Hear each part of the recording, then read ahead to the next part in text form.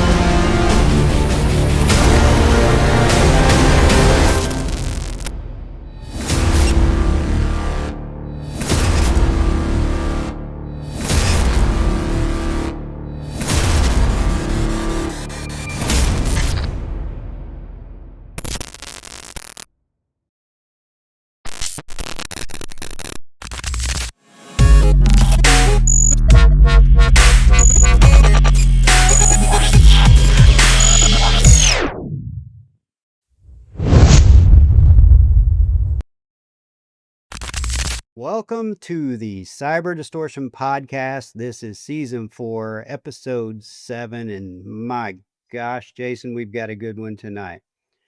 We have a pioneer in our industry with us tonight, and this guy has pretty much seen it all. And we're going to get into a lot of that here in a minute. And when Jason reads his bio, you're going to be impressed. But if you're looking at this gentleman right now, and you're thinking, now this guy looks familiar. I'm not quite sure why, and I don't know how I can put my finger on this. Let me just give you a little hint. If we take it back a few years and think DEFCON days, you might remember Winn hosting a little game at DEFCON, the Hacker Jeopardy game. Because not only did you create that, right? When you created that for DEFCON, you were also the host all the way up till, I believe, 2012. At the 20th year, I told Jeff, I said, I'm going to go into the background. I'll executive produce it. But so we handed it all over. G-Mark hosted for a few years, and now Lintile has been hosting. And since COVID, it turned into this massive production of 50 people now, and the video, and so it's become a legitimate TV production. Oh, it's hardcore legit. Yeah. 20 years, man. That's a lot. Yeah. It's cool. It's a cool one of those cool DEFCON traditions. That's the thing about DEFCON, man. It's just all about traditions, but it's cool to see things like that just keep repeating year after year, and that or have now kind of become staples of the conference, just kind of like the wall of sheep and many of the other things that they do. But let's get into this. So before we get into our talk tonight, I want to quickly give a little shout out to some of our premier sponsors. We couldn't do what we do here with the podcast without the sponsors. So thank you to Fulcrum Technologies, Alacronet, and ThreatLocker, and one of our newer sponsors, CypherNova.ai. Thank you all for your contributions to this show, and we appreciate that you give us the luxury the honor to do what we do with this, because this is just a passion project for Jason and I. So with that, Jason, I'm going to kick it over to you so you can truly introduce our amazing guest. All right, man. I've been sitting over here waiting, super excited to get busy on this thing. So thank you, Kevin. Thank you. So super excited for tonight. Tonight, our guest comes to us with a long, deep list of accomplishments. And I'm only going to skate the surface of a few of these. And Winn's sitting over there to himself thinking, you guys are making up all this stuff anyway, but whatever. No, I am not making this up. This is real, like man. This cream is of real. the crop. This is real, the real deal. So look, Winn is one of the country's most sought after experts on information security, infrastructure protection, and electronic privacy, and is gifted. And when's the last time you heard that one? Winn's thinking, what am I gifted at? Gifted at making highly technical security subjects understandable and entertaining. He's written a number of books, including the one we're going to get really super acquainted with tonight, entitled The Art and Science of the Meta War. Man, now, this book is all about how to coexist with AI-driven reality distortion, disinformation, and addiction in the metaverse. We've covered a lot of different topics. This is a different take on this topic, and I'm super pumped to get into this with Winn. So some of his accomplishments and recognitions. Winn is a distinguished fellow at the Popillion Institute, top 20 industry pioneers by SC Magazine, top 25 most influential by Security Magazine, top 5 security thinkers by SC Magazine, a power thinker, and one of the 50 most powerful people by Network World. He has a speaker rating at RSA of 4.85 out of 5. Wrong. That alone is incredible. It was that corny dad joke he told. No, That's what it was. You ever get in to an Uber and you go, what's my rating? He goes 4.92. And I go, who did I piss off? Hey, we can't please them all. But that's still amazing. There's always going to be somebody. That is amazing. There's always going to be somebody. He's a fellow at the Royal Society of the Arts, a distinguished fellow at the Popillion Institute, and as well as an inductee at the ISSA International Security Hall of Fame. Man, that is rock star quality there, buddy.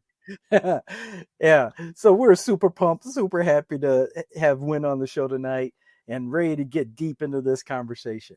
Well, let's have a conversation. Yeah. That's better than listening to this crap. Listen to him being all humble. When you have those kind of accolades, we have to tout those, Winn. We have to blow those up and put you on that pedestal, because you know what? Yeah. You deserve it. You've earned all that stuff. Very, very well. Thank you. It's the new work that's much more important now anyway. Always. All right. Well, welcome to the Cyber Distortion podcast. This is season 4, episode 7. And my gosh, Jason, we've got a good one tonight. We have a pioneer in our industry with us tonight. And this guy has pretty much seen it all. And we're going to get into a lot of that here in a minute. And when Jason reads his bio, you're going to be impressed. But if you're looking at this gentleman right now and you're thinking, now this guy looks familiar, I'm not quite sure why, and I don't know how I can put my finger on this. Let me just give you a little hint. If we take it back a few years and think DEFCON days, you might remember Winn hosting a little game at DEFCON, the Hacker Jeopardy game. Because not only did you create that, right? When you created that for DEFCON, you were also the host all the way up till, I believe, 2012. At the 20th year, I told Jeff, I said, I'm going to go into the background. I'll executive produce it. But so we handed it all over. G-Mark hosted for a few years, and now Lintile has been hosting. And since COVID, it turned into this massive Yeah, production yeah. of 50 people now, and the video, and so it's become a legitimate TV Oh, it's production over the hardcore years. legit. Yeah. 20 years, man. That's a Yeah, lot. yeah. It's cool. It's a cool one of those cool DEF CON traditions. That's the thing about DEF CON, man. It's just all about traditions, but it's cool to see things like that that just keep repeating year after year and that or have now kind of become staples of the conference, just kind of like the wall of sheep and many of the other things that they do.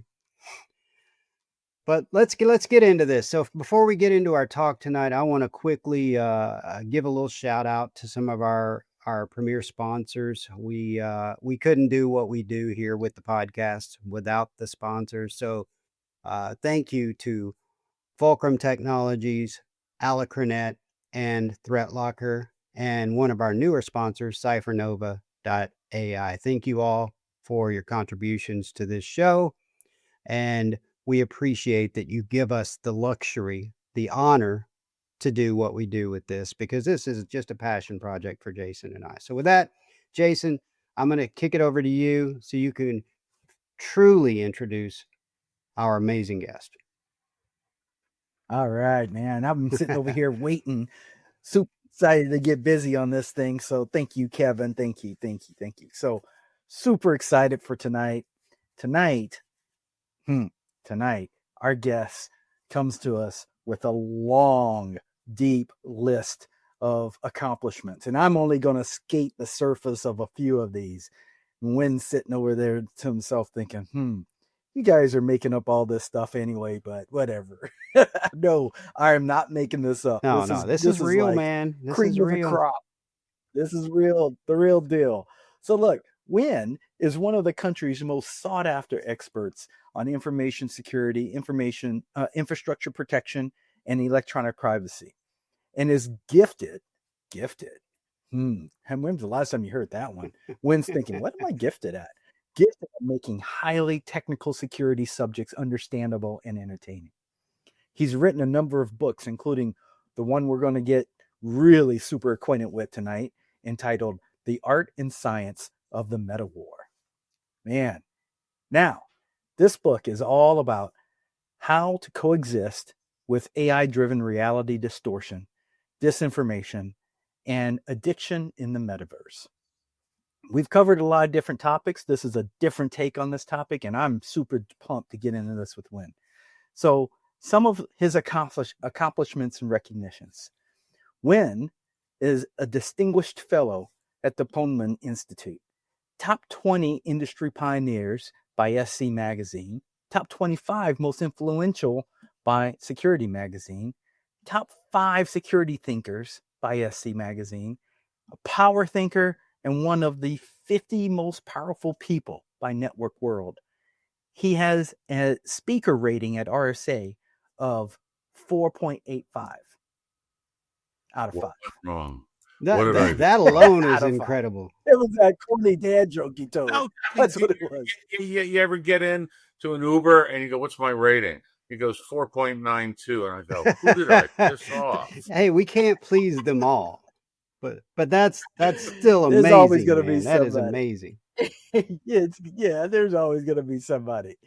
He's a fellow at the Royal Society of the Arts, a distinguished fellow at the Popillion Institute, and as well as an inductee at the ISSA International Security Hall of Fame. Man, that is rock star quality there, buddy. Yeah. So we're super pumped, super happy to have Winn on the show tonight and ready to get deep into this conversation. Well, let's have a conversation. Yeah. That's better than listening to this crap. Listen to him being all humble. When you have those kind of accolades, we have to tout those, Winn. We have to blow those up and put you on that pedestal, because you know what? Yeah. You deserve it. You've earned all that stuff. Very, very well. Thank you. It's the new work that's much more important now, anyway. Always. All right. Well, with that, so, Jason, I say we get into it. We got a lot to cover. Let's go, man. Yeah, let's start with the nature of the meta war. Let's talk about this for a minute. So, Winn, help us to understand, what it's all about, what do you mean when you say meta war, and how is that different from traditional cyber warfare? And yeah, Oh that's boy. that. Okay. Wait, don't ask any more questions. That's enough. It's enough for Okay, questions okay, for good, right because I've got a whole lineup of questions I'm going to hit you with. He's like, you already went too deep. Let's You already go. went Let's too go. deep. I guess what really started triggering some of the thinking a number of years ago was, all right, metaverse. And what the WTF, the metaverse. So you start really thinking, what's the metaverse? And what the metaverse really is technology independent storytelling. That's it. When they were writing, telling Greek stories about Odysseus and the Trojan War, they're sitting around and they're closing their eyes, drinking their ouzo, and the stories are being told, and people immerse themselves in it, just the same way we do today when we read a book. That is their own personal little metaverse. Let me ask you a quick question as well, that one that everybody experiences, but most people aren't aware of. When you're watching TV on the big thing in the living room, when do you realize that you're not part of the experience? Oh man, that's a good question. And Yeah. it's over. Only when you want to pick up a soda Yeah, or get when your my bladder's chips. full, I think. That's another trigger. Fair enough. Good on you. But only when you remove yourself from that immersion are you even aware that you were there at all. The metaverse is any believable narrative, regardless of how many senses it involves. And what MetaWar does, it includes the traditional concepts of kinetic warfare and physical security, absolutely. It does all the cyber stuff as well. But the cyber stuff is all about silicon systems. We're all about carbon systems. How well are we doing by making the two of them work together? That is MetaWar, using all of these pieces to distort your reality so that your belief systems are no longer your own. Interesting. So basically, yeah, change we're the using the narrative, right? technology. The narrative that you believe Yeah, you know yeah. in your head. You're We've been doing it a long time, but it's now been accelerated with all of the stuff that's going on, from AI to better immersion and VR and all that. All of these technologies are converging. Yeah. BCIs, brain computer interfaces, they're converging. People that are in transhumanist movements that have certain types of electronics built into their body, like Len No. This is all incrementally stepping towards the more fusion in the interaction between cognitive carbon-based systems and silicon systems. Yeah. And that's where the disconnect is. Well, the interesting there too is that if you just take the metaverse side of that notion of it, of the entity that you cognitively live in. It's a really rough description of the metaverse I'm describing. But the entity that you cognitively live in, the rules that you live by in your head, how you execute on them, the thoughts that you believe, the interconnected logic that you use, in and of itself is and can be greatly different at a microscopic level than the next person next to you, and then next Completely person different. next to you. Everyone, right? that's what identity is. Yeah.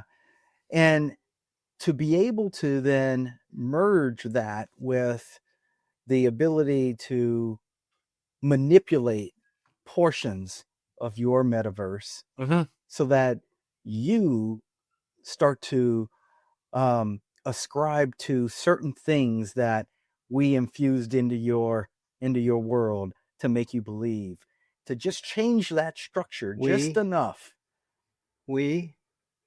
Well, who is the we, Kevin? Jason? I think that's a fascinating topic, though, because we have to ask.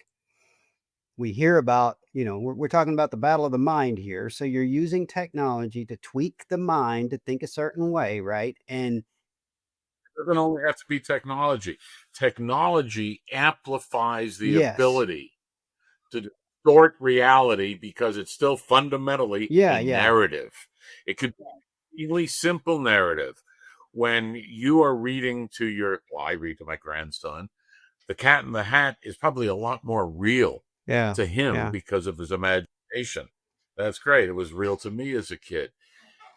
It's all about the narrative and how receptive you are to external persuasion. Yeah, that's true. And if you think about it, even if you're only just a really good storyteller of bedtime stories, your kids are going to buy into the story more emotionally, and they're going to be drawn in deeper into that story the better you are at how you tell that or convey that story.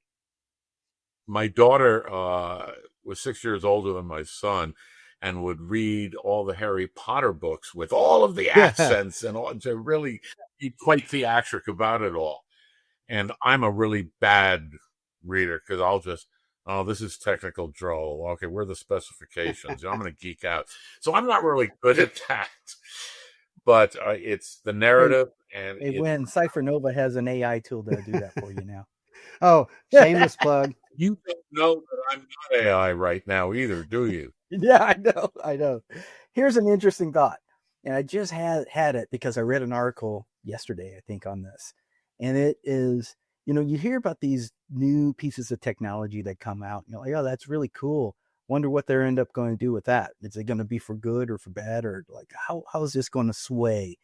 It was so interesting, right? And so I was reading an article about this company that was able to record and recreate your dreams. I read that too. As replay them as images that they recorded, and they are able to take brainwaves, and from the brainwaves be able to convert those into imagery that captures your dreams. Now, what's interesting about that? The reconstruction of thoughts is really at the very, very beginning of its ability right now.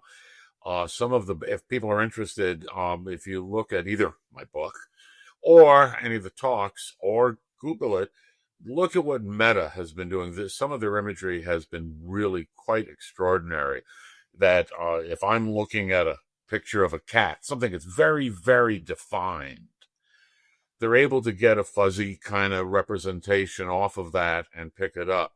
The resolution of that stuff's going to get better and better and better.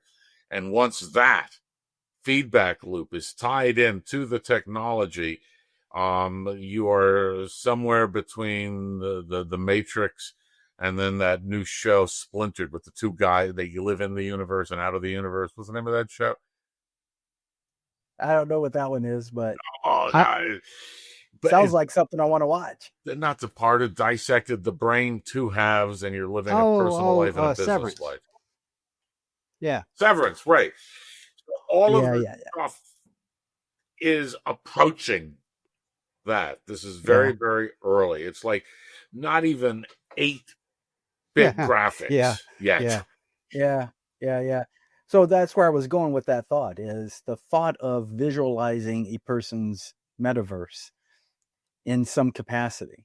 Yeah. And that was one concept through dreams, but your thoughts being able to be transcribed into something that you can visually understand and measure even. So now you're measuring the change or influence of a campaign on your thinking. And now how do you see that differently being exposed other than through your actions? But how do we tell this? I love what you just said. That is, I'm going to plug where I've been hanging my hat for the last year or so at the Cognitive Security Institute. I'm the director of special projects there now. And one of the questions that the PhDs in academia and all of the affiliated folks that are part of it internationally are asking is, how do we measure more and more of the difference between subjective reality and our collective agreed upon hallucination and objective reality? How do we measure? How do you quantify? And there is so much work to be done in this from a truly scientific standpoint. the majority of the work that has been done in the last 70 years or so is brute force and anecdotal. Yeah, that's fascinating. I love that show, Severance. By the way, when we had on Dr. Gregory Carpenter, I know you guys know each other very well. He was talking Oh, about yeah. some of the things that they're able to do now with some of the tools that they're using um, with DNA and genetics that they're able to just basically inject into the human body to reprogram you, your DNA, reprogram you and how your body works, essentially. Incredible. When Greg and I get together over a tipple or two, the conversations get I can't even imagine. extraordinarily. I can't even imagine. We challenge the heck out Yeah. of each other. Just cut. I mean, that's what the hacker community, that's what Yeah. we all do. Yeah, I can imagine. Well, based on some of the stories we got off mic with him, yeah, I can imagine too. Yeah, I know. A lot of those stories. Yeah, they're better off mic, I'll tell you. Yeah. So look, guys, we were talking about metaverse and the convergence of the what then becomes a meta war, and let's go one step deeper. Now we're talking about things like conflict or aggressive changes or an aggressive stance. Let's dig a little bit deeper into the U.S. and them and the U.S. falling behind in the InfoWars arms race.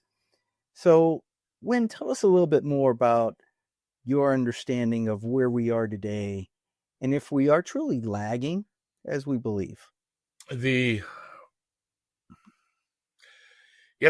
of all, we have to define information warfare, and that has been difficult over the years.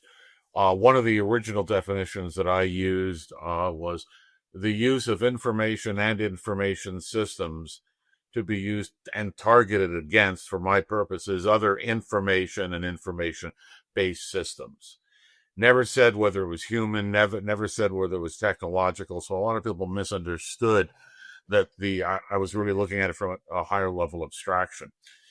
But when you get into information warfare, the discussion of what is it, back in the late 80s, early 90s, I had the opportunity through, I founded a conference called InfoWarCon to get associated with some very serious Russians at the time. That was right after the wall had come down, so, everybody's happy and, singing Kumbaya.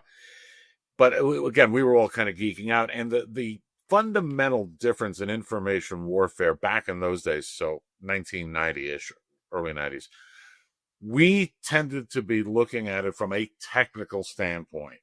What can I do with a bit? What can I do with a byte? How can I mess with a reactor? How can I mess with the technical infrastructure?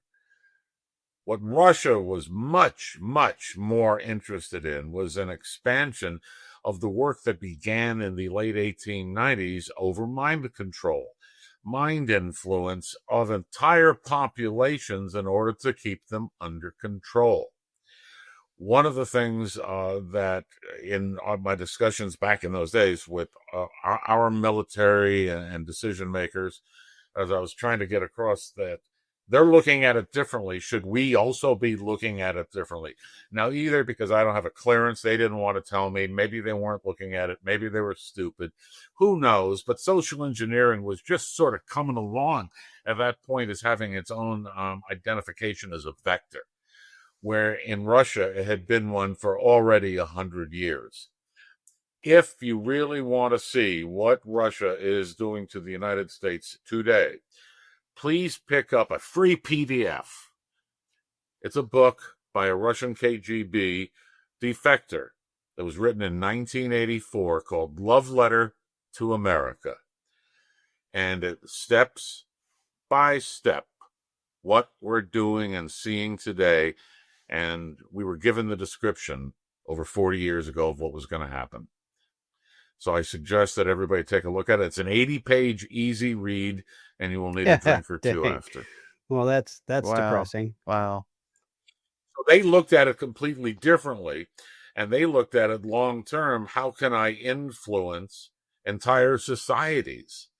That is different than social engineering at DEFCON or one-on-one or one-on-two. This is social engineering entire societies, similar to the work that the anthropologist Margaret Mead first studied in the 1920s. And that's where social engineering, the original term, came from.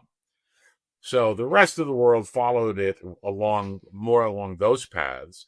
Most of the Asian cultures already were well aware of it, and we were looking at it from the hardware standpoint. So that kind of leads me to ask this question then. We see everything that's happening today with AI and how quickly that's ramping up, and even before we were leveraging that to the ability that we can today, we started to see biases in a lot of the data that we're being fed. And God forbid you search a term anywhere near Meta, Facebook takes that and runs with it, and then suddenly you're basically getting what I feel like is almost like information, a hardcore narrative thrown in my face in the form of an agenda that I'm not so sure I want to chase. How do we stop that? I mean, can you? Oh, so you're jumping all the way to the end of the script you gave me. Yeah, I mean, it's one of those. But there were a whole mess of other steps there in the middle. Yeah, I mean, well, let's look at some. I'm getting excited. Let's take a step back. Yeah. Yeah, let's take a step back then and step into that a little bit, right? So we know that this is happening. We know that Russia has a game plan, and they've been executing on it. It's been everywhere. I mean, you have to be just oblivious. Go back 1,700 years to the first Nicene Creed, when it was Christianity was formalized, when the Roman Empire was falling apart. A narrative was created. I'm not commenting good, bad, indifferent, but a narrative was created. We're going to use this gospel. We're going to use this book. No, toss it to the side. There's the narrative. Fast forward, and here we are 1,700 years ago. And therein started the Holy Wars. All religions can convey a narrative. Yeah. How much your belief system has been, some people might say, co-opted or coerced, convinced of, any word, I'm not trying to be pejorative at all, but those childhood things when your parents tell you at 3 years old, this is the way things are, whatever it is, you tend to trust and believe. So everything is a narrative. How much technical power, with what the military loves to call force multiplication, is behind it. And there are some fascinating studies that have been coming out on force multiplication using AI with disinformation bots in the universe. That's interesting too, because there's two key things you said there that's very important, regardless of where this narrative takes us in the future. It's an important part to humanity as a whole, as a lesson for us to learn from things to pass and things that are to come. And it is that there's always a narrative. There is your ability to make a decision on how you interpret that and its meaning that matters, because that's where action happens. You take action based on all right, you're taking me to the end right now. I'm going to okay. I'm sorry. I gotta disagree with you here. I gotta take you down another rabbit hole. Okay, but there's one thing that stood out to me there, because all right, no, please, I'm sorry. This is what a discussion. I'm only drinking water. So there was a book I read. There was a statement in a book I read years ago that always stuck to me, and it said, there's always a story. When you are born into this world, there is a story that has already been taking place that you're born into. Fetuses experience narrative as well. Yes. But then the narrative that you receive from that point on starts to define and create the structure that you will try to stand on as you are an adult. It creates Now, your identity. yeah, exactly.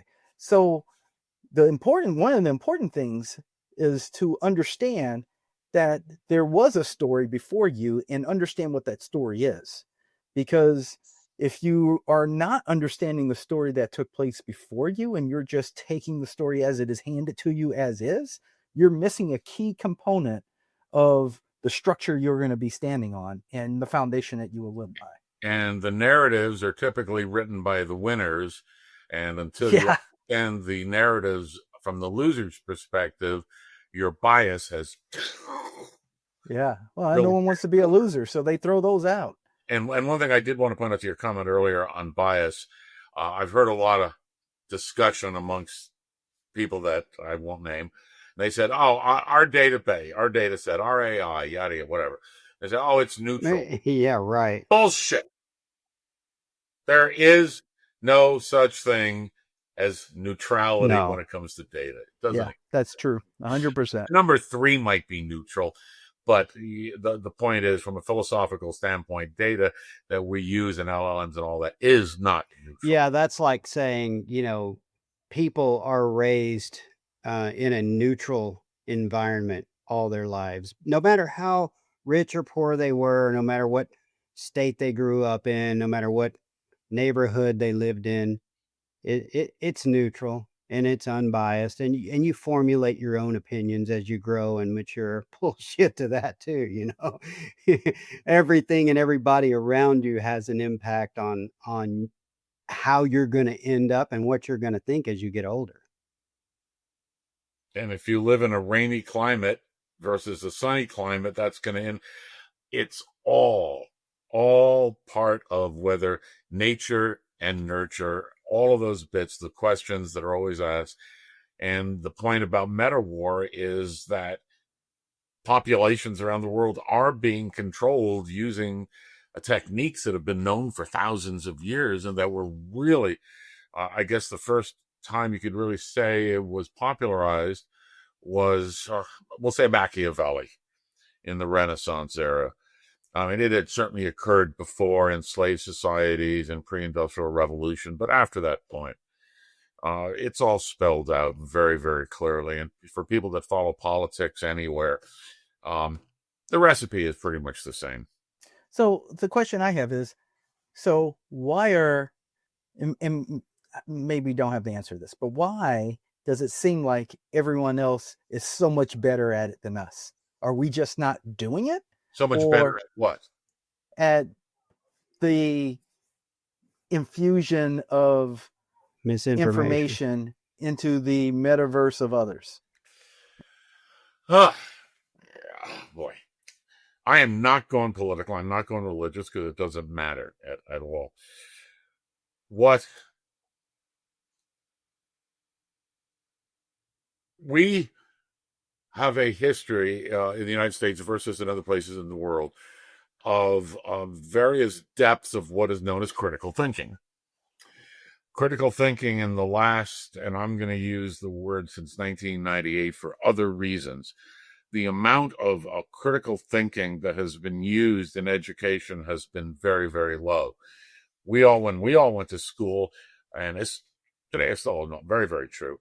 A kid, hey, teacher, I got a question. Oh, don't ask questions. I'm just write down and memorize what I told you and you'll pass the test. But no, there are no buts. Don't ask questions. We have a long history of denigrating people that are asking too many questions.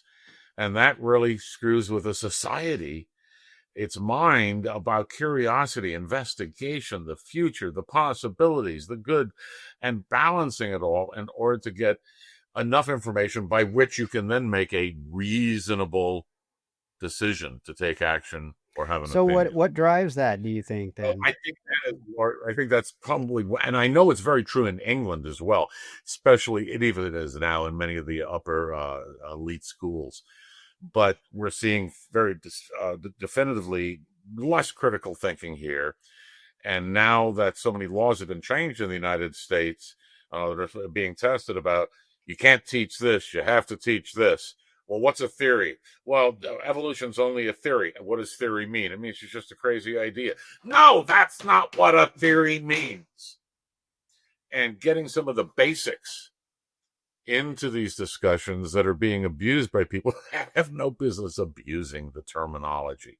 We have accurate terminology on how to understand information perception, understand our sensory systems, and have some better and better ideas of what we become as a result of that. Not perfect, but neuroscience is only 25 years old, too. Yeah, so going off what Kevin was asking, what is the cost for that? But before we get that, here's what I heard, and what scares me the most is the fact that we have been talking about adversaries' ability to spread and manipulate societies through meta-war, and effectively do this using an art that has been around for centuries. At the same time, here in the US, we, for a very long time, and even now, are being told, don't, what you just said, right? Don't ask these questions. Don't do this. You can't talk about this. You can't talk about that. You only need to talk about the things that we're telling you need to talk about. That's it, right? And that is basically saying, just do whatever I tell you to do. Open your mind so I can infuse all of this specific narrative thinking, because I'm telling you to do it. And if you're not, I'm going to force you to do it. It makes us more susceptible to exactly the thing our adversaries are doing. Well, it's more than just adversaries. Anybody who has the pulpit, the podium, and the technology controls the narrative. Doesn't have to be foreign adversaries. Who's controlling the narrative as to whether sugar is good for you or not? It should be in cereal for kids. Who's controlling the narrative on whether mRNA is really going to make Steve Jobs appear on your arm? Who's controlling those narratives?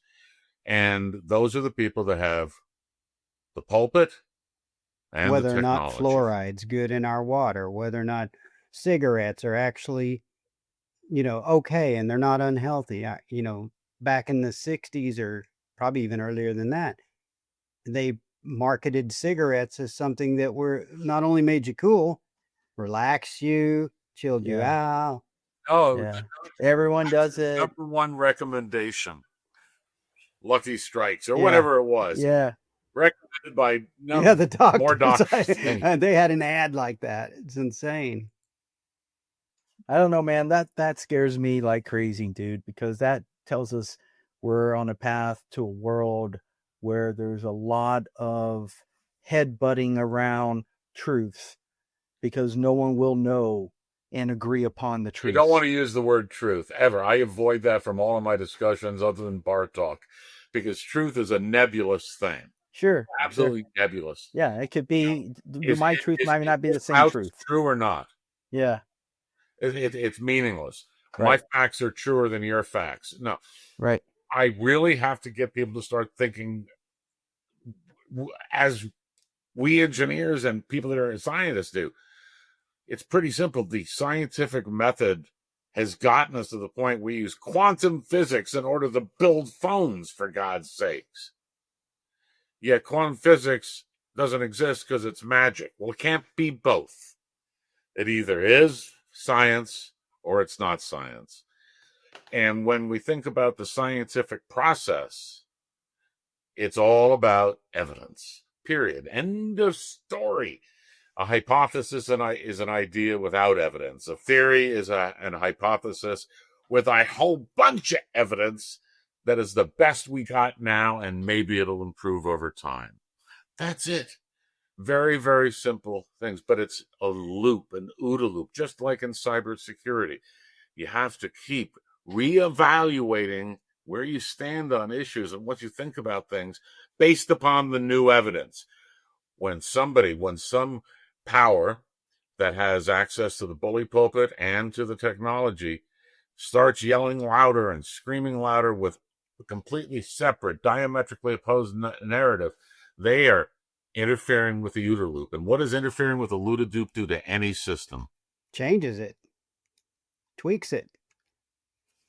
We being frequenters of the DEFCON conference, we all are familiar with the term the sheeple, the people that have been turned into sheeps, and we know what that means. I mean, you don't have to spend too much time on social media to see it too.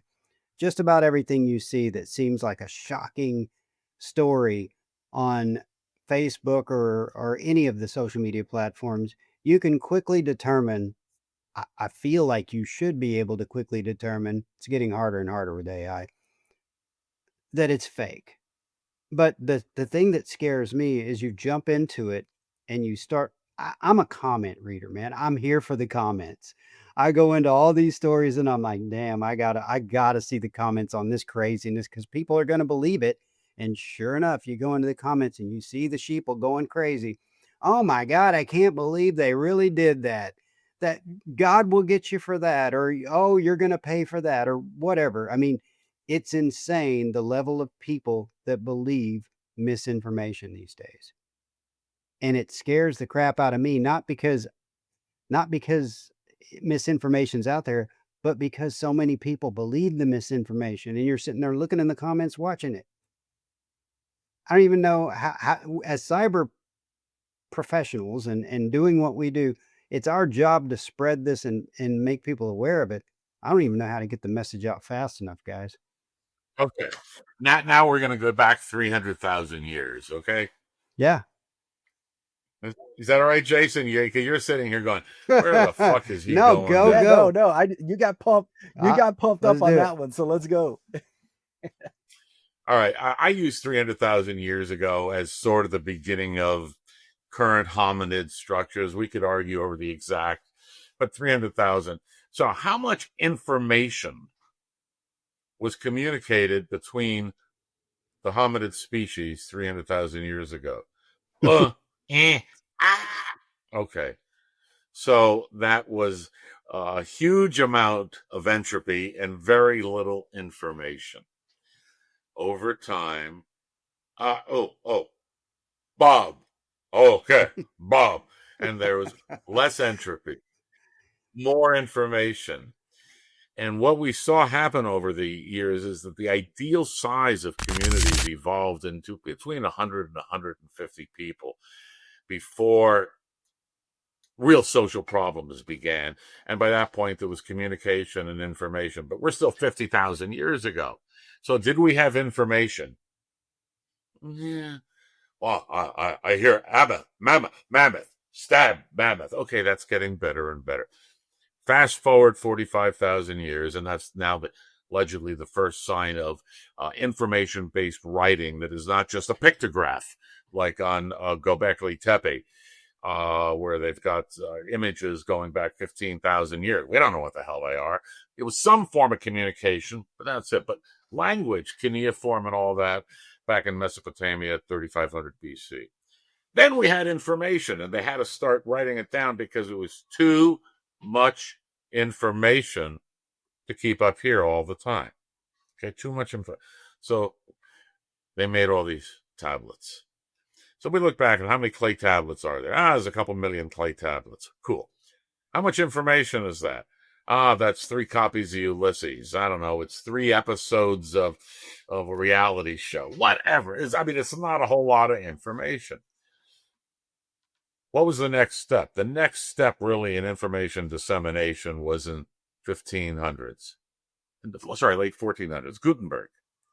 Suddenly information dissemination, communication started spreading. There's more information out to the masses. Fast forward now up to the Industrial Revolution, and we had communication with the telegraph and then the telephone and on and on and on until now. So it's a hyperinflationary curve like the cosmos was, like after the Big Bang. Mm-hmm. So now we're producing somewhere in the order of 100 zettabytes of information a day. Okay. An insane. What has also happened is a similar increase of the amount of information that we are being subject to. Whether it is a Facebook ad, whether it's the phone, whether it's TV, no matter what it is. However, when we start looking at the human system as though it was a computer network, they're the same. So, for example, have you ever felt completely just overwhelmed with too much information? I can't deal with it. I got to check. All right. And what do we call that in the cyber world and security? Overflow? No. Yeah. I was going to say information overload. DOS. What's the term you said? DOS. DOS and D. Oh, yeah, sure. Now, we have limits. We have actual physical limits as to how much information we can take in before pieces start blowing up. We know these numbers, and they're all in my book, by the way. Yeah. I got to get the plug in there. I got my grandson. He likes Lego, and Lego's expensive to get. So this massive amount of information is coming our way. We cannot handle it all. And the first thing that you said, I believe it was Kevin, with all the information coming, you got to know how to figure out, I can go look it up and see if it's real or not, right? I am making the argument that the fundamental problem that we're all facing in the narrative, in the metaverse, and what have you, and with the focused goal of MetaWar, is to create and take advantage of the impact of too much information on individuals and collective societies and communities as a whole. Too much information. And about 20 minutes ago, you said, well, how do we fix all this? We take the same approach that we do in cybersecurity. The first thing that happens in cybersecurity is some sort of IDS, some sort of filter, whatever term that we want to say. Get rid of 90% of this crap. Almost like a brain firewall. It is in a way, and when you read the book and go through all of the charts of how firewalls and filters and ACLs and all of this work, the first thing that we need to do as humans is learn how to not do critical thinking. Learn how to do critical ignoring. Yeah, for sure. Yeah, that's a very, very good point. Yeah. Blue tulip holidays in Tasmania. No. Yeah, that's a long though. Learn how to define those things that you really do care about, because everything else is a blinking blue, flying, shiny ball. Yeah, that's a long process of training. Not training. It's not training. Awareness. It's another word I don't allow. No offense.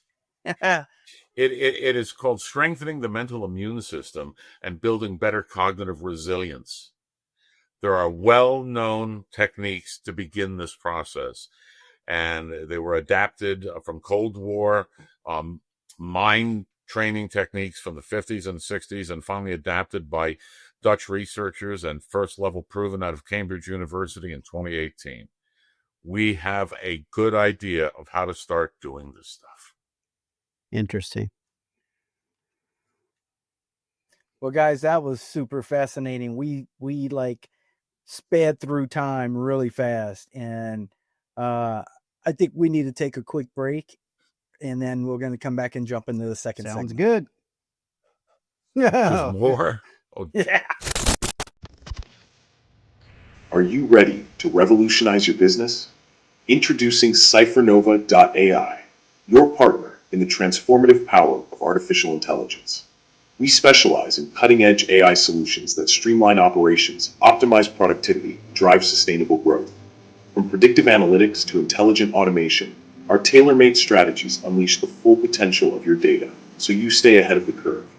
Take the first step toward a smarter, more efficient future. Visit us today and transform your business with the power of AI. CypherNova.ai, where innovation meets possibility. Welcome back, everyone, and we're in a fascinating discussion with Winn on just the concepts that have been around for a long time, that have been infused in our societies, that just manipulate and change and influence the way we think. And so we're going to get deeper into this conversation of the meta war and the metaverse, your own metaverse and your ways of thinking. And so I'm going to go and dig a little deeper on this one. And as we look at, and we kind of talked about this in the last segment, the differences in both adversarials, other countries, adversarials within our own country or other entities. Welcome back, everyone. And we're in a fascinating discussion with Winn on just the concepts that have been around for a long time, that have been infused in our societies, that just manipulate and change and influence the way we think. And so we're going to get deeper into this conversation of the meta war and the metaverse, your own metaverse and your ways of thinking. And so I'm going to go and dig a little deeper on this one. And as we look at, and we kind of talked about this in the last segment, the differences in both adversarials, other countries, adversarials within our own country or other entities that are doing this work. And then there becomes, in fact, Kevin and I was just having this off camera, the debate around democracies engaging in counter disinformation or offensive information operations. And should we do that as a democracy? Does it have bearing and relevance for us too? Again, you asked 81 questions in one breath. I'm good at that.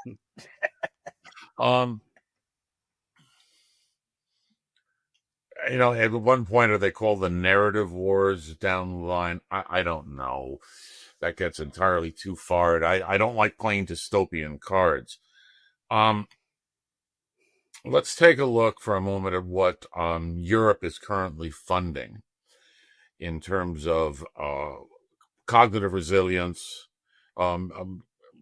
strengthening the mental immune system, population awareness programs, bullshit detection campaigns begin for 3-year-olds in Finland. Oh, wow.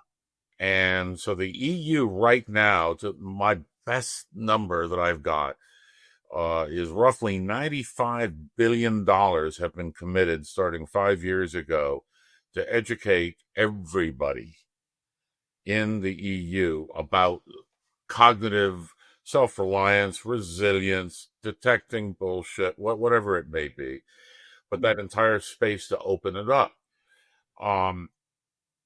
Unfortunately, here in the United States, the exact opposite has taken place.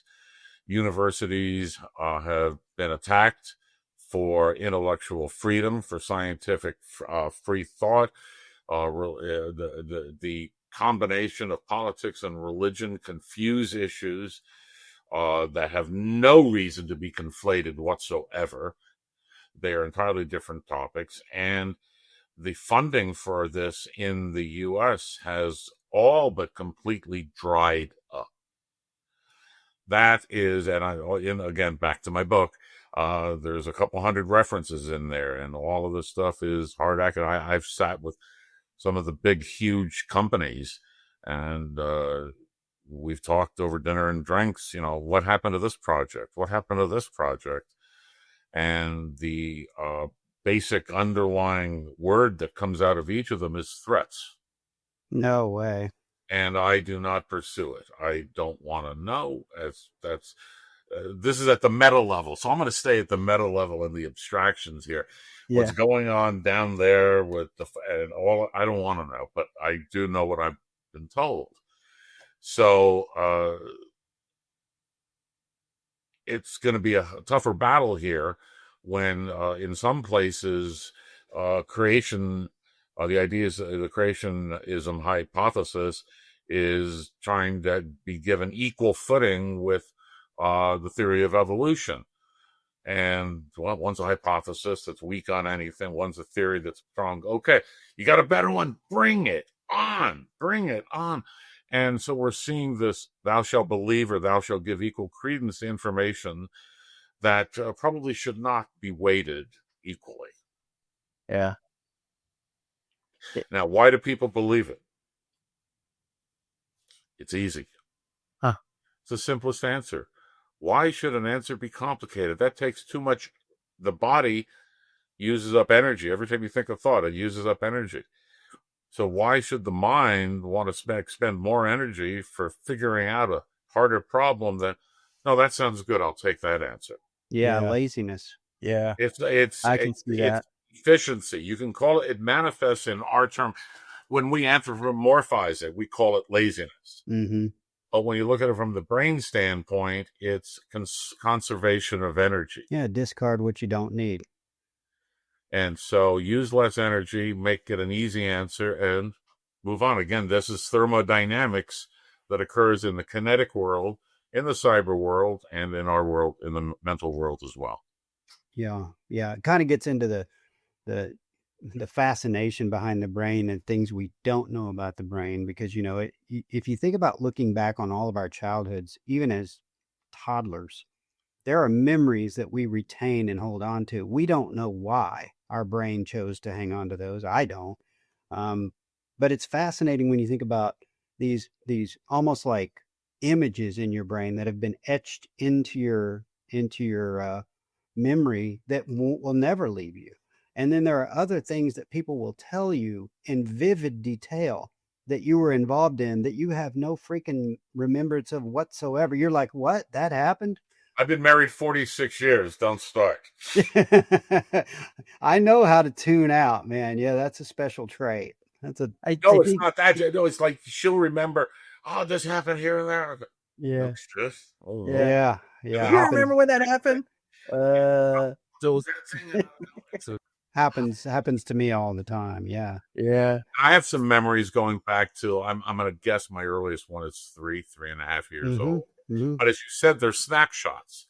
Yeah. There's those momentary snapshots. And the reason they happen, they think is happening, is there was something about that particular moment that was very, very emotional. Yeah. Makes sense. Yeah. And you snapshot that, and certain things will happen in your life later that take you back to that moment. And you're thinking, oh God, this reminds me of being in that room, standing in front of that old record player, or, all these memories and crazy things that come flooding back. Grandma's house. Yeah. Now, I have to be very careful here because we're grandparents. Yeah, we are too. Hopefully it's just smell of computers burning, but those odors that were very Victorian from my standpoint, much older. Sometimes you'll go by a food stand and you'll go, bam, and you're taken somewhere. Oh, yeah. Because the olfactory sense is one of the most powerful we have, and the first one to develop in the fetus. Yeah, that makes sense. Wow. So going back to sorry, no, that was good. That was good. That was going to take me down another tangent, but I've been waiting to ask this question. You might not answer this one. I get it. I might be going too far. But even going back to the EU and their practices, comparatively speaking to what we have been doing here, when we look at the changes that the EU have been putting in place, do you believe that those changes, and I say that loosely, the belief part loosely, but it feels like the question I want to ask is, do they really believe that from a society standpoint, that it will fundamentally be an advantage to their society to train, or not even train, but to educate people the way that they're educating them compared to what we're doing? Because it feels like that's a little bit of a risk. Well, in my opinion, and I'm distancing myself from any company, Cognitive Security Institute, these are not their words, these are my words. I got to do all that stuff these days. And not that what I'm thinking is actually really, I don't think it's controversial. All I did was give you earlier some facts. I gave you some statistical actuarial numbers. I didn't overlay, hopefully, any bias on top of it. But when you have $95 billion versus zero, Yeah. that is not a subtle difference. So how you interpret that, I'm going to leave that to you. I'm going to give you the data. That now, has it changed a little? Yeah, maybe. Has it changed a whole shitload? I think I would have heard about that by now. So there is a huge disjoint between what the EU and UK, to a certain extent, are doing about cognitive awareness and building it into cybersecurity. And we've been teaching in cybersecurity. How long have we started really phishing and the social engineering guy and all? How long have we been doing that on and off for 30 years? Okay. Yeah. The hell's the difference? Yeah. Yeah. This it's on steroids for entire populations. Yeah. Now, the problem is that it gets politicized by some people because I don't want that bullshit call. That's misinformation. I mean, whatever terminology is being used. And I love, it's a professor from North Carolina, Lake Forest University, Professor John Petrocelli, and he legitimized the word bullshit in the terms of misinformation, disinformation, malinformation, and he just says bullshit. And so there's a lot of Venn diagram stuff that'll cross all of these because it's all academics, but it's all in the space. And it got politicized, unfortunately, and it is in many, many countries as well around the world, that, it's an alternate fact. Sorry, as an engineering guy and believing a scientific method, I don't know what the fucking alternate fact is. I'm sorry. It's like, yeah, it is. Yeah, it ain't. So no, That's another fact. I don't want to politicize your answer. There's a huge difference. And from everything I know and the research I've done for the last 8 years and being over there and hanging out with these guys, yeah, they really give a shit. Yeah. They really believe they can do something. It goes back to what Kevin and I was just saying off camera when I was sharing that with him. I said, it feels like the secondary question to this is, how can we coexist?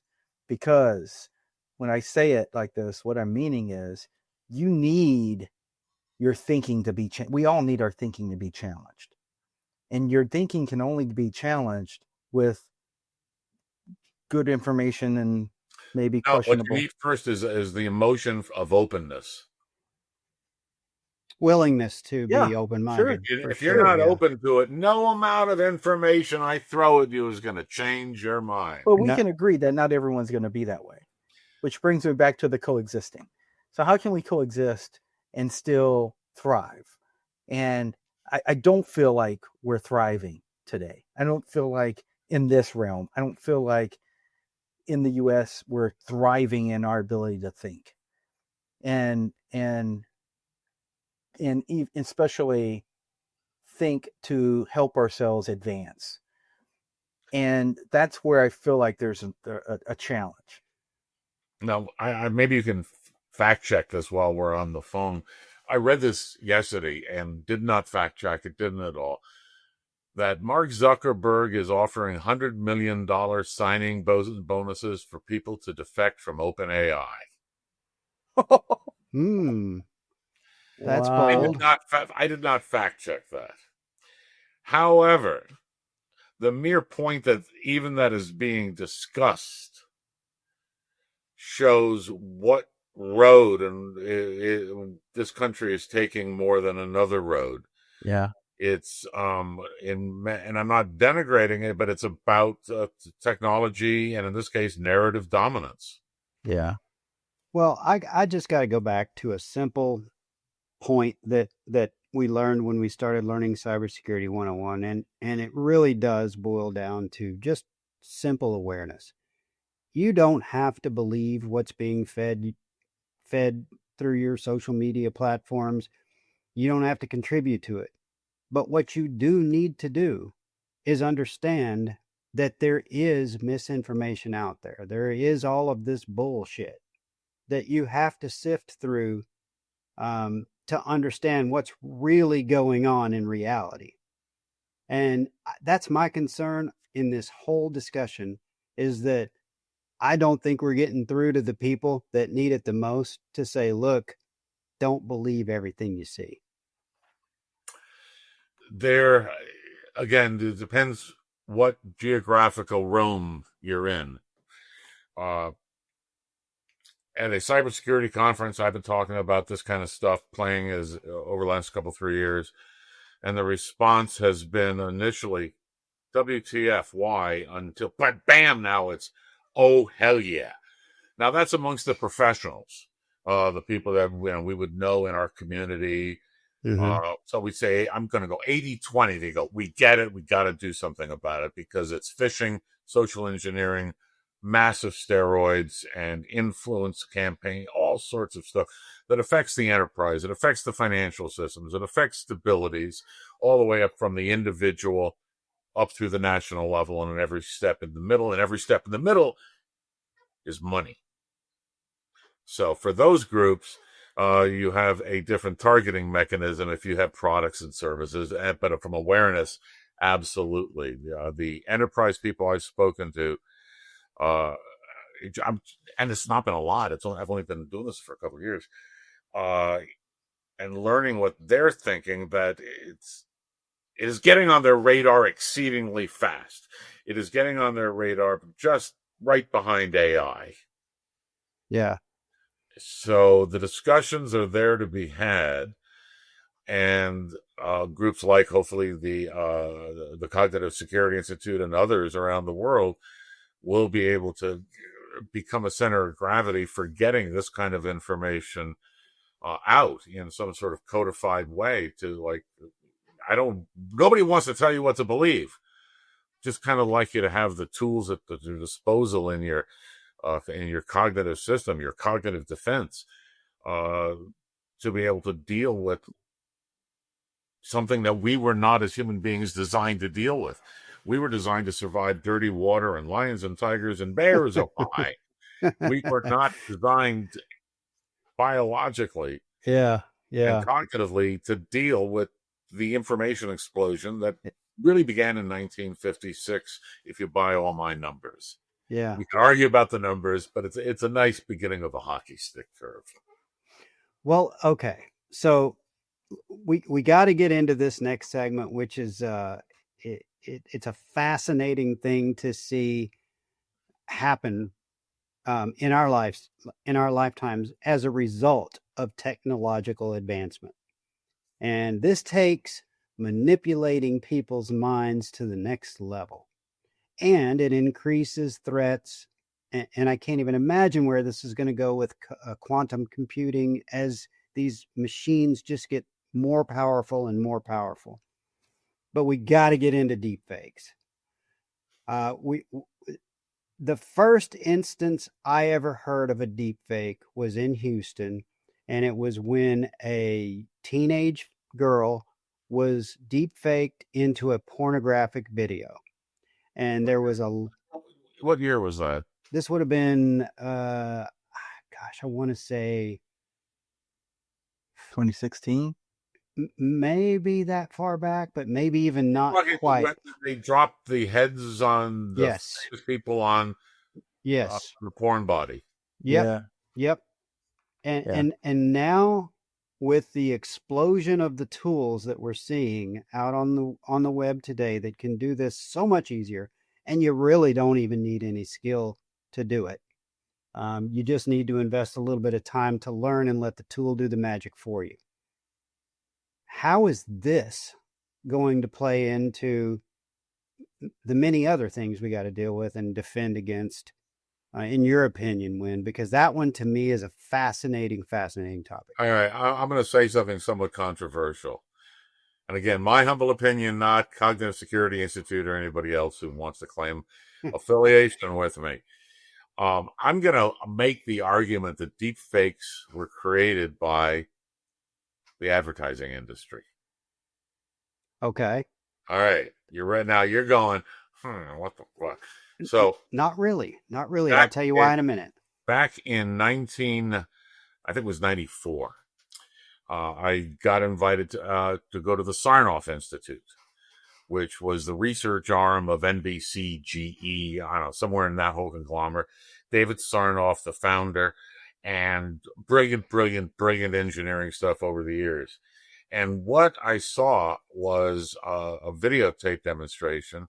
Okay, it's black and white in shitty quality. Okay, there's an office. Some guy walks across the screen. Then he walks across the screen. Then the next time he's pixelated walking across the screen. Then he's a little fiddling behind the pixelation walker. And after 7 or 8 or 10 passes, he's gone. That was 1994. And so I was talking and I said to the engineers, some of the people there, I said, okay, I see it. I'm really, really impressed by this. What's the big use case? Why did you do this? It was for advertisers in live sporting events to be able to put new ads across all of the placards and places in the stadium so they could localize the advertising electronically. And you're starting to see a lot of that stuff. Well, too. you see it now. You You're- see it all the time. Happening, say, since Yeah. 25 years ago. If you're in LA on the local thing, you see the LA barbershops. Here in Nashville, we get the barbecue joints, whatever. The best example of that is the NFL games where the first down line is hyper. That's all there. part of that became, but they needed much higher speed computers and all of that, which wasn't needed. This first stuff was done on an old DOS machine, for God's sakes. And it was prototype, proof of concept. That was it. But deep fakes are meant to mess with certainly 2 of your senses completely. And when you take the auditory and the visual sense, they represent, depending upon the numbers and all of that, 90% of our entire sensory input. Yeah, sounds about right. See, I would have gone Hollywood was behind it somehow to bring back actors that have been dead for many years later. Now, who did the first CGI? That was there was stuff going on way back then. Yeah. This was just my experience of watching it dynamically, not being created, which is what Hollywood does. Mm-hmm. This was being manipulated. Yeah. So I'm making kind of a distinction between those two. Mm-hmm. Creating stuff is easier than fucking with it sometimes. So how do you see this? Let's bring this all together here. And so giving all of the things we talked about, what would you give the audience as 4 things that as a takeaway that they can do today to prepare themselves for what is currently happening? The misinformation, the manipulation of their metaverse. What would be the 4 things? Believe nothing. Verify twice. That's great advice. Believe nothing. Verify twice. I've really gotten picky about it. Number 2, ignore most of it. Most of it's bullshit. Most of it's a waste of time. Most of it is either creating angst or trying to influence.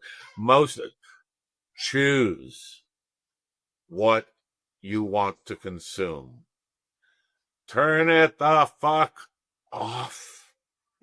That's all part of critical ignoring and getting your brain back to giving it a little bit of a relaxation. I mean, that's really it. 3, stay aware. This stuff is changing all the time. Whatever I say today could be entirely wrong or different tomorrow. We don't know where the next knee is going to be in the curve of technology. I mean, until November 22nd, 2022, who was playing with AI at home? Right. And that was Yeah. as important a day as June 7th, 2007, in my Yeah. opinion, the introduction of the iPhone. I mean, Mhm. and then what was it in October of 1995? HTML, Tim Berners-Lee. Those to me are probably three of the most outstanding. So stay aware of what's going on. And I don't want to tell people to do any more because then it starts getting geeky. Have a geeky friend that you trust. I like that one. That's a good one. Yeah. Yeah, have Yeah. somebody that understands this stuff. If Oh, you can't understand it or don't want to, have somebody that This, can. this stuff was not designed. It was all the stuff that we have was designed for engineers. Mm-hmm. The UIs and the depth of the crap on these things is insane. I mean, anybody, you guys remember the original dial telephone? Oh, yeah. You had two things, a dial Yep. and hello. Yeah. And we communicated all over the world. Yeah, we did. So, yes, Yeah. more complicated. But yeah, we have been careless with our deployment of technology with a security and privacy oversight that has been poorly missing. It has just been sad everywhere.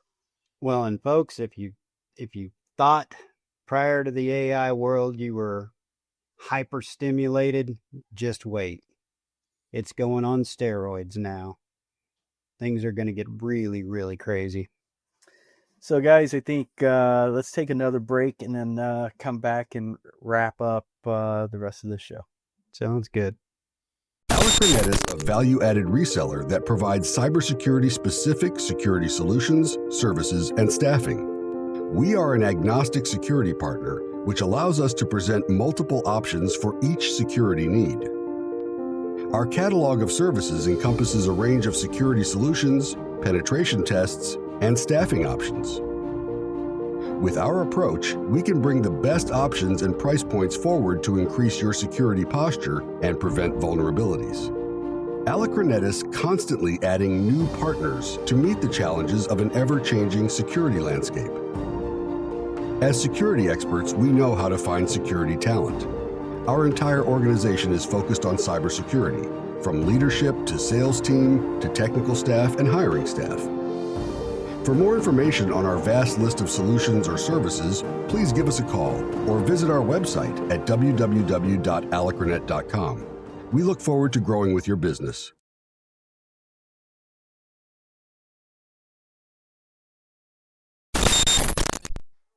All right, welcome back. We are back from the second break, and we are going to conclude tonight in a way that we do quite often, with a little bit more of a lighthearted segment. And I did this specifically for our special guest tonight, Winn Schwartau, the originator of this game, Hacker Jeopardy, at DEFCON. Wait, hold on. All credit goes Merv Griffin Yeah. and Alex Trebek, and they created it, and we usurped it with respect. With respect, All right. much respect, and I'm trying to convey that same level of respect and keep this thing cyber related and somewhat related to our topic tonight. So we will see if we can even pull this thing off. But in our attempt to do this, you guys know the rules. We've got not 5 categories, but tonight we're only going to have 3. And different levels. The questions are worth more points the further you go down that category tree. I have 5 levels on each tree. The tree is, and the categories are cybersecurity basics, misinformation mayhem, and disinformation deep dive. How do we ring in? So I'm going to go. I'll go to you first, Winn. You are our guest, and you get to pick your topic. And then when I read the question, you just say, Winn, say your name. You know, a number of years, God, this goes back 20, after we did start doing Hacker Jeopardy for a while. Was it the Navy, the Air Force? They came to me and they said, we want to run a Hacker Jeopardy. Will you come do it? We have no budget. And I go, oh, fuck no. they said, would you give us, so I gave them some hints, and they said, we don't have a ring-in system. I said, can you get Nerf bats? And it was for all their lawyers. They wanted all the lawyers to play Jeopardy at this conference after they'd been drinking. And the ringing mechanism was to hit somebody else on the head. Oh, nice. I love it. So, all right. Well, I guess Winn, since you're the guest, you get to pick the first topic. Upper left for 100. Upper left for 100 will be cybersecurity basics. Let's give this a shot. So, what is the term for using a secret code to protect data? Winn. Password. That is incorrect on this one. See? But this is kind of worded weird, so I'm not surprised you said password. I would have said that too. Jason, would you like to try? He's squeaking in, I think. cryptography. Ah, so close. Actually, it's encryption. Well, that's crypto. You got to give him. I'm going to give it to you because it is. Thanks, Winn, because he would not have given it to me. I would have too. That is the same damn thing. Come on. Okay. All right. So, Jason, you pick the topic. Cybersecurity basics, misinformation mayhem, disinformation deep dive. Let's do some misinformation mayhem. Misinformation mayhem for 100? Yes, sir. All right. Misinformation differs from disinformation because it lacks this. Winn. Intention.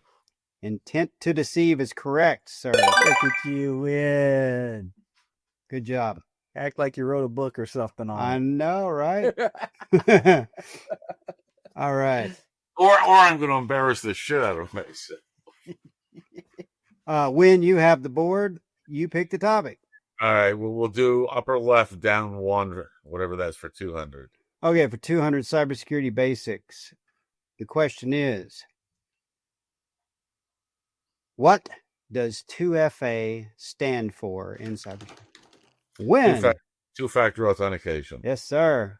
200. Wow, that's so cheesy, Kevin. Hey, man, we're not to the hard questions yet, bro. Okay. All right, Winn, you're bored. I just did it. I just picked. But yeah, you won. but don't you get to go keep going again. because you got it. Oh, your rules, house rules. All Okay. right. Yeah. Then we'll go down for 300. 300, same thing. Okay. A common scam where an attacker tricks you into giving up personal info through fake emails. Winn. What is phishing? Yes, sir. What is phishing is correct. You're bored. I like doing this when I do the kids. We've got a lot. I've done them at a lot of places at various conferences, and it began very early. I guess the first one was at DEFCON, and I tend to speak very colorfully doing Jeopardy. And so there was an EFF wins curse jar. Oh. The first time it cost me almost $200. Oh, man. Yeah, I would imagine that could go to a good charity, though. It was EFF. It was all for EFF. Oh, so if it was for EFF and every time you cussed, how much went in there? It varied depending upon the judges in the room. Okay. That's good. That's a good cause, though. I like it. All right. I guess 400. All right. 400. Same category. Cybersecurity basics. The name of a fake Wi-Fi network used to steal data. Jason. Pineapple. Incorrect. I knew he was going to, because I thought about what he was saying after I said it. Repeat the question. The please. name of a fake Wi-Fi network used to steal data.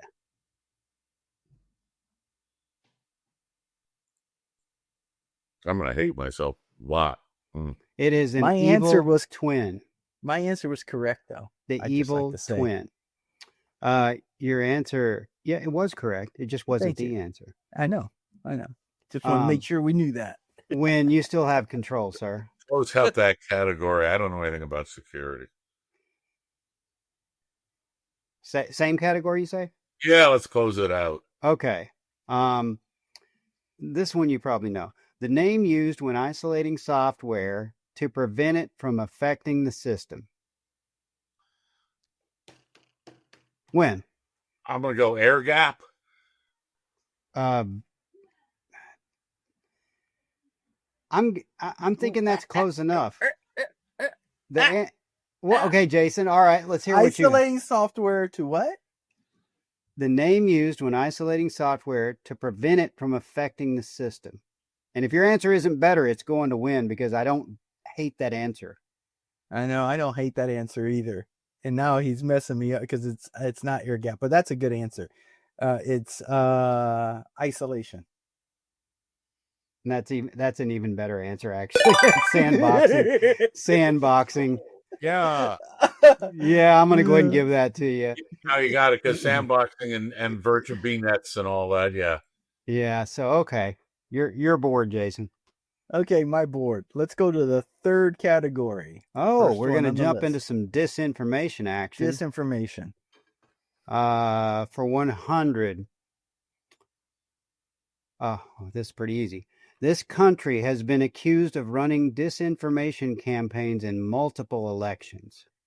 Oh, When? I think it's Russia. Russia is correct. I forgot I needed to beat them. Yeah, you got to be fast, man. This is Jeopardy, dude. This isn't just take your time. I mean, we've had to ring in many, many different ways. I know. Especially the year. Oh, this you'll enjoy. We were doing Hacker Jeopardy at DerbyCon. Remember Derby? Oh, yeah. Great conference. Yeah. And Dave Kennedy let us do it. And one year, we got Dell SecureWorks to sponsor the beer for the audience. Oh, sweet. So there were kegs of beer and the thing and all this.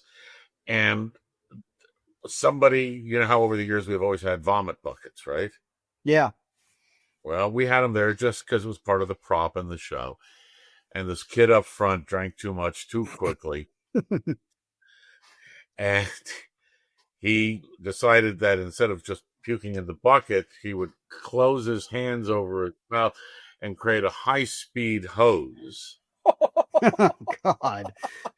Which landed on the ringing systems and the scorings and all of that. Oh, No man. So I'm going, vomit, courtesy of Dell SecureWorks.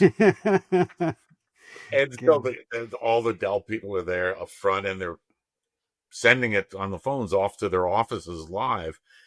We needed another case of beer, another keg of beer. Dang. Oh, man. We need to check, and Aaron said they'll never approve it. And the people in the home, they must have been drinking because they loved it. Because no matter what fucked up, it was Dell SecureWorks' fault. Oh, my gosh. That's I have no idea what that had to do with anything. But projectile failure. Another. Yeah. Oh, that's because we had to ring in different ways. Yeah, because we had to ring in. Yeah. All right. So Winn, you win. You win the board. Control of the board. The next one in the same category, please. Same category. Okay. This Cold War era government body became infamous for using disinformation tactics. KGB. You didn't even chime in and you got it. Yes, sir. It's KGB. Oh. That's a good one. That's the book, Love Letter to America by Yuri Bezmenov, that everybody's got to get and read. Yeah. 80 pages. Yuri Bezmenov, Love Letter to America. Yeah, reminder, everybody listening, go download that PDF and read it for eye-opening crazy shit. Does not require special software to open. All right. Your category, sir. Another one. All right. Here we go. Deepfakes, 300. Oh, that's the category. Okay. Deepfakes. Deepfakes are an example of this form of disinformation. Ooh, this is kind of a hard one.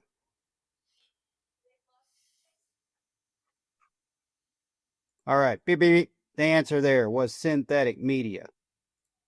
We're going to move down to another disinformation. Sometimes I don't like Alex's questions either. That's a hard one.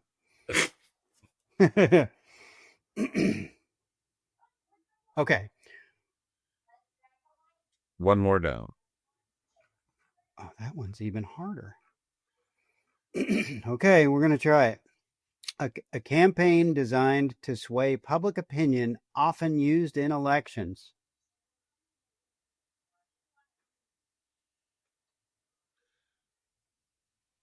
I get to dub in my sound effect. Right. Go ahead. Propaganda? Close. Disinformation campaign. Those are both really good answers. They have influence operation. That's Influence better. operation. That's better. Yeah, that is good. So we will go back to you, Winn, and you can choose another one. The next. The next in disinformation. In the middle, right? Yeah. Okay. Oh, this is a good one. I don't know if you guys are going to know this or not. What's the name for a fake account pretending to be a real person online?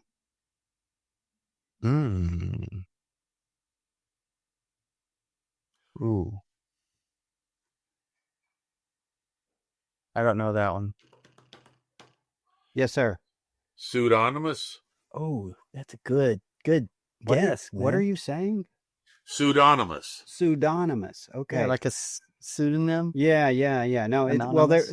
it's called a sock puppet account. Have you guys heard that term? Yeah, I've heard of it. Yeah. Okay.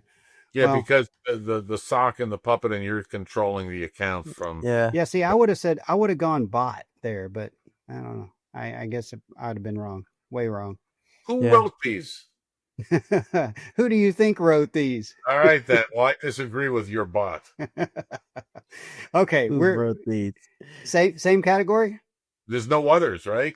I got some other questions here. Yeah. Oh, all right. Pick. Yes. Okay, this one you're gonna know, so be ready. Both of you guys, be ready to chime in. Technology used to impersonate or discredit someone. Deepfake. That is correct. It is deepfake. J. Pappy gets a point. Isn't that the name of the category? It is, and it's also it's interesting that it put that question in here. Yeah, it's interesting. Yeah. You have a second grade bot. My God. I know, right? I need some training on this thing. I'm telling you, man, you should use CyberNova, man. Go ahead, Jason. Next one down. 400. Okay. 400. A term for a recurring false story used to shape opinion. Echo chamber. Oh, yeah. That is not the answer. A term for recurring false story used to shape opinion. Positive feedback. And a third answer that your bot can come up with. Negative narrative. That's close enough. It's disinformation narrative. But echo chamber almost works there, and kind of does work there too, I think. But all right, give me the next one down. All right, this is going to be. This one's going to be. No, we've already done that one. Okay, this was a little harder. Term used to make it. This is a term used to make it look like someone else is responsible. When? Obfuscation. Ooh, that's good too. No, that's not the answer, but that is good. That's very good, Jason. If you don't beat it, I'm giving it to Winn. Make someone else responsible. Term used to make someone else make it look like someone else is responsible. Decoy. Winn, what was your answer? Obfuscation. I said obfuscation and then impersonation. So you're basically saying what he said in another words. I'm giving it to him because it's false flag. Oh, I don't think I would do that one. I'm going to fight. You don't want the points, Winn? He gets the points. No, I false flag for me means something else. Yeah, I mean, yeah, Kevin. A term used to make it look like someone else is responsible. Okay, what does that mean? I get like a it's on false the edge flag. of it. It's on the edge of it. It would be like the Crips trying to make the Bloods look like they did it and somebody else didn't do it. Or I love the gang war reference. All right. Okay, so you're giving the points to Jason then with obfuscation. well, he had a closer answer than I Mine did, was right? decoy. Oh, decoy. Which is which you is more said like decoy. false I'm flag. sorry, I got your Yeah. answers backwards. Okay. Yeah. Okay, yeah. so Jason, you have now that cleared the deceptions, the deepfake deceptions category. That was all of them. So Okay. you can get 500 under cyber basics, or you can go to 200 misinformation mayhem. Cyber basics. Cyber basics. All right, let's go back up for the 500 question. Okay. This, y'all better be fast on this one. A lure set up to lure attackers to study their to study their brain. Honey trap. Yes, sir. Ah, That is the correct I would have got answer. it if I would have heard the question. I was being polite. yeah. You know, you usually if you do that, you'll get beeped, right? Yeah. When you have control, sir, but we only have one category: misinformation mayhem. Bring it on. Here we go. I got to get in the right category myself. Okay, here we go. Which social media platform is most often blamed for viral misinformation? When? MySpace. That is incorrect. He went way out He- there. No, Facebook. Yeah, I knew you had to be joking. I knew it. Yeah, you are he correct, was. sir. Good guess. MySpace. Everyone watching this will be like, "What is that?" Right? No, I was just watching your MySpace? faces and enjoying the reaction. Who was the guy? Who was the guy that was on everybody's Facebook or MySpace friend list? The guy that created it. He automatically made him a friend to everybody. Everybody. Never did it. Never Oh, was really? Yeah. I can't remember the guy's name, but he was everybody's friend. Huh. You didn't go into that platform friendless, my friend. You always Yeah. started out with him. Oh, Yeah. Okay, 300. I'm still not a social media fan. Very, very. I ignore most things. Totally understand that. Okay, misinformation mayhem for 300. Sharing a satirical article thinking it's real news is an example of what? Yes, sir. Malinformation. Yes, sir. Misinformation, malinformation. Correct answer. Mm-hmm. I was going to say misinformation. Misinformation mayhem for 400. Algorithms on this type of platform can unintentionally spread misinformation rapidly.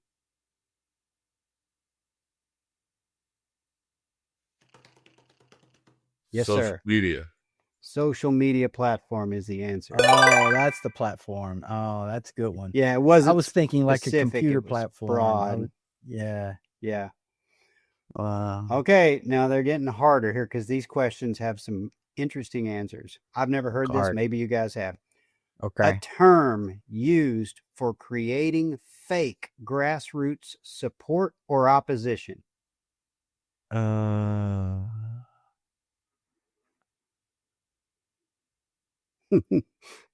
I don't even know if this is real, man. This looks funny What to is it? me. Astroturfing. Never heard of it. I don't know. Well, it kind of goes back to the grassroots support or opposition, I guess. So they're yeah, it's just the way AIs think sometimes. It's like fake grassroots. Okay, here's a good one. Be ready. A psychological trait makes people seek out info that confirms their beliefs. Confirmation bias. Yes, sir. Confirmation bias is correct. Okay. Now, here's how this is going to work. I'm going to add up your totals here, and we're going to see where everybody lands. And I think it's closer than you guys think.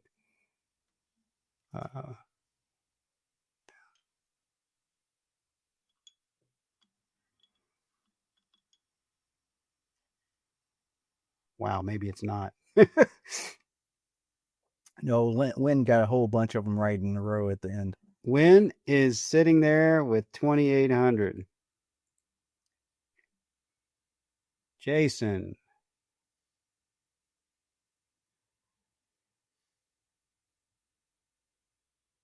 Jason, you have 1,700. But we have Final Jeopardy, boys. Okay. So you get to risk however much you want to risk on this last question. Sounds good. All right, I'll write it down. Write it down because you're gonna have to show me. And don't write 3 different things, Jason. Don't cheat. Dude, what are you talking? We're playing on the honor system here. I know What how are you you roll. talking I know about? how you roll, bro. I got you figured out. I want to see you write something and drop the pen quick. I trust you, Winn. You don't have to worry. I just don't trust Jason. All right, are you ready? Right. You ready? Yeah. Question is, Yeah. disinformation is usually created with this kind of intent. Malicious. Do. That's not Jeopardy, is it? Is it? Oh, no, that's not it. He says malicious. I was going to say malintent. He said malicious, so you have to judge. Ding, ding, ding, ding, ding. Okay, so neither of you are correct on this one. It's political intent. Repeat the question. That's not true. Disinformation is usually, in air quotes, created with this kind of intent. And it says political intent. I'm calling bullshit on that question. Me too, man. I think it's your AI So tool. you both said the same thing. That so tells we're both me wrong. Okay. You're both wrong. The question is, how wrong are you, and how much pain is it going to cause? Well, yeah. First, Jason, what'd you wager? 500. So you're dropping from 1,700 down to 1,200, sir. All right. I know Winn was smart. 601. Well, I'm not going to do the math, but 21.99. Something like that. 21. If he doubled, I'd be one more. Was the only reason. That's why he did that. Yeah. That's awesome. So Winn, congratulations, sir. You have the title tonight of the Cyber Sage. Jason, as our runner-up, you end up with the title Captain Clickbait. There you are, boys. Good job, fun, man. Good job. That was cool. Yeah. We'll have to do that again sometime. Better questions, though. Different AI. Who you using? That was all ChatGPT there. Which version? 4.0. Really? Yeah. I think so. I think it was 4.0. Yeah. Oh, no, you know what? Maybe not, because I wasn't logged in. I was doing it on my, I was logged out when I did it. So it's maybe still 4.0. It might be. I don't know. Yeah. I've been training Albert, and he's getting to know me better and better. And some of those questions now, that's a couple of them were off. That last one, especially. Yeah. That's why at Hacker Jeopardy, we've always had 2 finals in case the audience declares bullshit on the question. That's good. That's a good idea. Well, Jason, I'll let you take us home, man. Yeah, Winn, it's been great. Thanks for joining us tonight on the show. It's been a lot of fun. Yeah, it was one of those conversations where, again, like we could have been here forever. First segment was 43 minutes. We just kept going and going and going because we were going deeper and deeper into the thinking around that part of the conversation. So I do appreciate you being with us and being able to have that dialogue with us. Conversation was fascinating. It made my night just being about, I've enjoyed it. All that. Better than trying to do a 12-minute TED talk on how to save the universe. Yeah, well, Winn, thank you, sir. It really truly is an honor. We're not blowing smoke. We know your accomplishments. We know the contributions you make in the industry, and we know that you're one of the good guys. We really appreciate what you've done, what you're doing, what you're going to do. And I just want to say this, man. I know we didn't go as deep down into some of these rabbit holes as we could have, but I'm going to tell you this. I know a couple of events that you're going to be at Hacker Summer Camp Week that I'm going to be at. And I can assure you, when I've had a couple beers in me, you and I are going to travel down some of those rabbit holes, I hope, because yeah, you got it, man. I gotta go higher. There it is. There it is. Boom. Thanks again. We will definitely see you in Vegas, if not sooner. And looking forward to that. Everybody go out, check out his book, and buy it. It's out on Amazon, right? Oh yeah. Oh yeah. Amazon. It's both in Kindle and hard copy. Yeah, I got the Kindle version, I think, but haven't read it yet. So I'm going to jump on that. That's going to give me more reasons to talk to you when I get to the event. Anytime. Everybody, until next time, take care. We got another good one coming at you in a few weeks, and hopefully we see some of you and meet some of you out in Las Vegas this year in August. Cheers. See ya. Thank you for watching our latest episode of the Cyber Distortion podcast. We only grow with your support. The best thing you can do to help us grow is to subscribe to our podcast on YouTube, follow us on X, and tell just one friend about the show. You can find out more about us on the blog site at www.cyberdistortion.com. Our X handle is @DistortionCyber, and you can also listen to our audio-only versions of the episodes on most major streaming podcast platforms. Just search for Cyber Distortion Podcast. Until next time, take care. Cheers.